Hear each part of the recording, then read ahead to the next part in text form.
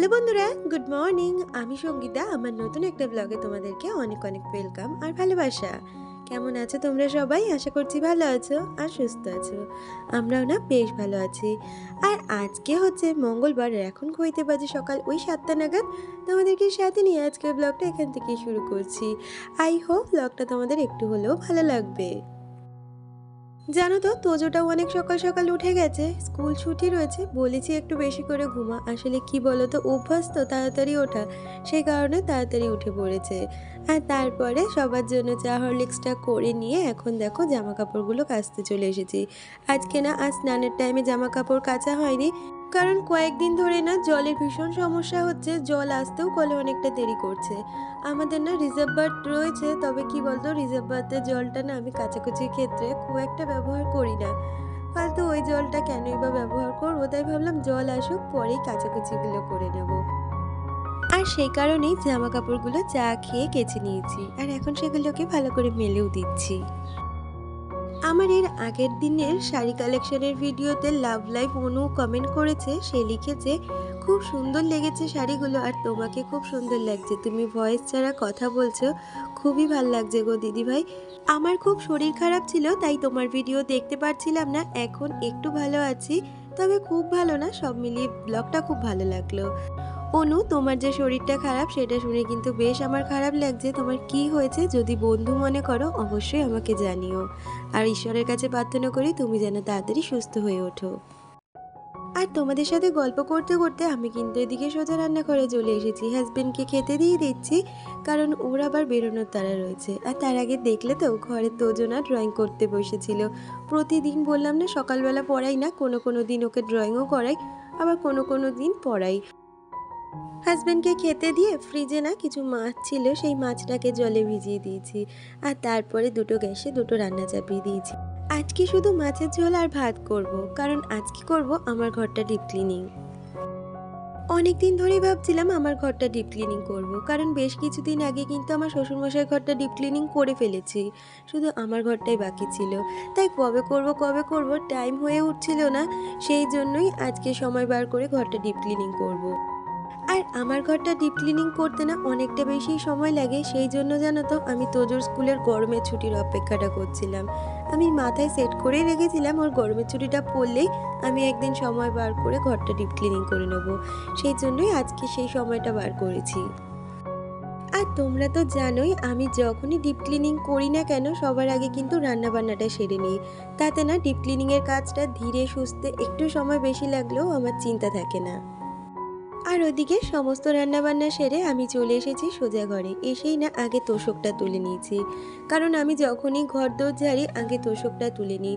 কারণ কি বলতো, আমাদের ঘরে দেখবে অনেক সময় এতটা ডাস্ট থাকে, সেক্ষেত্রেই তোশকের ওপরে সেই নোংরাগুলো পড়তে পারে। তাই আমি সবসময় ডিপ ক্লিনিং করার আগে আমি তোশকটা তুলে নিই, তারপরে জানলা দরজার যেই পর্দাগুলো থাকে সেগুলোকেও খুলে নিই। অনেক ক্ষেত্রে আমি এই জানলা দরজার পর্দাগুলো দিয়ে সমস্ত ফার্নিচারগুলো ঢেকে নিই, তাতে না ফার্নিচারগুলোর মধ্যেও একটু কম নোংরা পড়ে। তবে আমার পর্দাগুলো না রিসেন্টলি কাচা, সেই জন্য সেগুলোকে খুলে আলাদা ঘরে রেখে এসেছি। আর সবার আগে আমার ঘরের ফ্যানটা পরিষ্কার করে নিচ্ছি। ফ্যানের মধ্যে দেখবে ভীষণ পরিমাণে ময়লা জমে, আর ময়লা থাকলে না পাখার স্পিডটা কমে যায়। তবে ময়লাটা পরিষ্কার করার পরে কিন্তু পাখার স্পিডটা অনেকটাই বেড়ে যায়। আর তারপরে এসিটা মুছে নিয়েছিলাম, তবে এসিটা মোছা এখন আমার ভুল হয়েছিল। আমার ওয়ালের যে দাগগুলো দেখেছিলে সেগুলোকে ভাবলাম আগে অফ ক্যামেরাতে একটু ভিম লিকুইড দিয়ে আর এই যে মফটা রয়েছে সেটা দিয়ে পরিষ্কার করে নিই। তো তাতে দেখলাম, জানো তো, দাগগুলো বেশ সুন্দর পরিষ্কার হয়ে গেছিলো। আমি অনেক দিন যাবতই এগুলোকে পরিষ্কার করার চেষ্টা করছিলাম, তবে কখনো করে উঠতে পারিনি।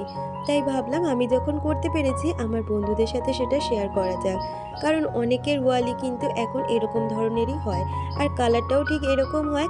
সেক্ষেত্রে না ছোট ছোট নোংরা জমতে জমতে দেওয়ালের মধ্যে এরকম ব্ল্যাক স্পট পড়ে যায়। আর যাদের আমার মতন হালকা কালারের দেওয়াল, তাদের কিন্তু এই ব্ল্যাক স্পট পড়লে ভীষণ বাজে লাগে দেখতে, যেটা আমার লাগতো। তবে আজকে নিজের বুদ্ধি করেই না এই পরিষ্কারটা করলাম, আর তাতে না আমি ভীষণ সাকসেস হয়েছি। এতে আজকে আমি এতটা খুশি হয়েছি বন্ধুরা, তোমাদের কি আর বলবো। তোমরাও কিন্তু এই ট্রিক্সটা অ্যাপ্লাই করতে পারো, তবে সেক্ষেত্রে বলবো তোমরা এইরকম মফ না নিয়ে যে গোল ধরনের মফগুলো হয় সেটা ব্যবহার করবে, তাহলে অনেকটা ইজি হবে। আর এটা দিয়ে কাজ করতে আমার কিন্তু বেশ খাটনি হয়েছে। আজকে আর ঘরে না ঝুলটা ঝাড়িনি, কারণ মফ দিয়ে ঝুল ঝাড়ার কাজটা না করে ফেলেছি, তাতে অনেকটাই ইজি হয়েছে। অনেক সময় দেখবে ঝুল ঝাড়লে না দেওয়ালের মধ্যে কালো কালো ঝুলের দাগ হয়ে যায়, সেক্ষেত্রে মফ দিয়ে পরিষ্কার করে নিলে না অনেকটাই ইজি হয়, আর সেরকম দেওয়ালের দাগও পড়ে না। আর সমস্ত ঘরের দেওয়ালগুলো পরিষ্কার করার পরে এখন আমার ঘরে যে ছোট ছোট ফার্নিচারগুলো আছে সেগুলোকে একটু ডাস্টিং করে নিচ্ছি। হয়তো আমার ঘরে খুব বেশি দামি কোনো ফার্নিচার নেই, তবে ভগবান আমাকে যতটুকু দিয়েছে সেগুলোকেই প্রতিদিন অল্প অল্প করে যত্ন করে রাখার চেষ্টা করি। আর তোমরা তো ভিডিওতে দেখতেই পাও, আমি কিন্তু আমার ঘরের যে সমস্ত ফার্নিচার আছে প্রতিদিনই কম বেশি ডাস্টিং ক্লিনিংয়ের কাজটা করেই থাকি। তাহলে চলো ঘরের কাজগুলো সারতে সারতে আমার আজকে সুন্দর সুন্দর কয়েকজন দিদি বোনেদের নাম নেওয়া যাক। Mahua's live blog, Sutapa, real blogger AP, Savannah blog, Jhuma Ghosh, Soma Ganguly, Sayani Ganguly, Puja Das story, গ্রামের বউ উর্মি। গ্রামের বউ উর্মি সে লিখেছে, খুব ভালো লাগে ব্লগগুলো, অনেক কিছু শিখি জানো তো তোমার ব্লগ থেকে। আচ্ছা দিদি, তোমার বাড়িটা কোথায় একটু বলো না প্লিজ। হ্যাঁ নিশ্চয়ই বলবো, আমি থাকি সোদপুরে। আসলে শেখার বিষয়টা আমরা কিন্তু প্রতিনিয়ত প্রতি মুহূর্তে সবার থেকে কম বেশি শিখি, শেখার কোনো বয়স হয় না। আর আমরা এখনকার দিনে সবাই কিন্তু প্রত্যেকের ব্লগ আমরা ফলো করি, আর এক একজন মানুষের কাজের ধরন কিন্তু এক এক রকম, আর সেটা থেকে কিন্তু আমরা অনেক কিছু জানতে পারি আর শিখতেও পারি। আজকের আমার ভিডিওটার সাথে এতক্ষণ পর্যন্ত যারা রয়েছো, আমার ভিডিওটা আজকে তোমাদের যদি কিছু ভালো লেগে থাকে প্লিজ একটা লাইক কমেন্ট করে দিও, আর আমার চ্যানেলের নতুন বন্ধু হয়ে থাকলে চ্যানেলটা সাবস্ক্রাইব করে আমার পাশে থেকো। আর এই দেখো, কথা বলতে বলতে আমি কিন্তু সমস্ত ফার্নিচারগুলোকেই ডাস্টিং করে নিচ্ছি। জানো তো, আমি যখন ডিপ ক্লিনিং করি আমি কিন্তু এক একটা ঘর একদিন করে করি, কারণ একদিনে সমস্ত ঘর ডিপ ক্লিনিং করতে গেলে অনেকটাই কাজের প্রেশার আমাদের ওপর পড়ে যায়। সেক্ষেত্রে আমি কিন্তু এক এক দিন ভাগ করে নিই ডিপ ক্লিনিংয়ের কাজটার জন্য। কিছুদিন আগে শ্বশুরমশাইয়ের ঘরটা করেছি, তাই আজকে আমার ঘরটা করি। আর রান্নাঘরটাতেও প্রতি সপ্তাহেই মোটামুটি ক্লিনিং করা হয়, এই ঘরগুলো ক্লিনিং করা হয়। তবে ডিপ ক্লিনিং বলতে এই যে ঘরের ঝুল ঝাড়া বা এই ওয়ালগুলো পরিষ্কার করা, এটা তো আর আমাদের প্রতিদিন করা হয় না, সেই জন্যই কিন্তু মাসের একটা দিন আমি ডিপ ক্লিনিংয়ের কাজের জন্য বরাদ্দ রাখি। আর এই দেখো, সমস্ত ঘর কিন্তু আমার ভালো করে পরিষ্কার করা হয়ে গেছে। তারপর এই ম্যাট্রেসটাকেও একটু আমি ঝেড়ে নিচ্ছি, আর তারপরে খাটটা মুছে নিয়ে এবার কিন্তু আমি তোশকটাকে পেতে দেবো। হয়তো তোমাদের সাথে আজকের ভিডিওটা 9-10 মিনিটের হয়েছে, তবে এই কাজটা করতে জানো তো আমার অনেকটা সময় লেগেছে। আর এখন মোটামুটি ঘড়িতে ওই 2টো নাগাদ বাজে, তোজোরও না ভীষণ খিদে পেয়ে গেছে। এর মধ্যে ওকে স্নানটা করিয়ে দিয়েছি, আর আমি এই কাজগুলো সেরে আমিও গাটা ধুয়ে তারপরে ওকে খেতে দিয়ে দেবো। আর এই তোশকটা পেতে এখন চাদরটাও ভালো করে পেতে নেব, তারপরে বালিশটা গুছিয়ে তোজো না ওই ঘরে রয়েছে তো, কারণ এই ডাস্টিং ক্লিনিংয়ের সময় ওকে না এই ঘরে রাখি না, ওর না এই ডাস্ট অ্যালার্জি আছে তো, সেই জন্য ওকে অন্য ঘরে রেখে দিই, আর তারপর আমি ঘরের এই কাজগুলো করি।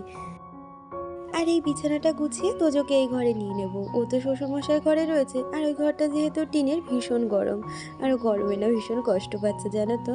আর দেখো, পর্দাগুলোকেও লাগিয়ে দিলাম, যেহেতু এটা রিসেন্টলি কাচা তাই ভাবলাম এগুলোকে আর ধোয়াধুয়ি করবো না, এগুলোকে লাগিয়ে দিলাম। আর এই দেখো, আমার ঘরটা সুন্দরভাবে কিন্তু ক্লিন হয়ে গেছে। তোমরা দেয়ালগুলো দেখো, দেয়ালগুলো কিন্তু ভীষণ ক্লিন লাগছে। এসির পাশে যেই ওয়ালটা রয়েছে সেখানে না কিরকম একটা ব্ল্যাক কালার স্পট পড়া ছিল, সেটা একদম পরিষ্কার হয়ে গেছে, তোমরা দেখেই হয়তো বুঝতে পারছো। আর এখন এই ঘরটা ঝাড় দিয়ে ঘরটা মুছে আমি কিন্তু আবারও স্নানে চলে যাব, আর তারপর এসে তোজো আর আমি দুজনে মিলে দুপুরের লাঞ্চটা করে নেব। ফ্রিজে কিছুটা চিকেন ছিল, তোজো না মাছের থেকে চিকেনটা খেতেই বেশি পছন্দ করে, তাই ওকে চিকেন আর মাছ দুটোই দিয়েছি। তাহলে বন্ধুরা, আজকের ভিডিওটা এই পর্যন্তই রাখছি, দেখা হচ্ছে পরবর্তী ভিডিওতে। ততক্ষণ তোমরা ভালো থেকো, সুস্থ থেকো।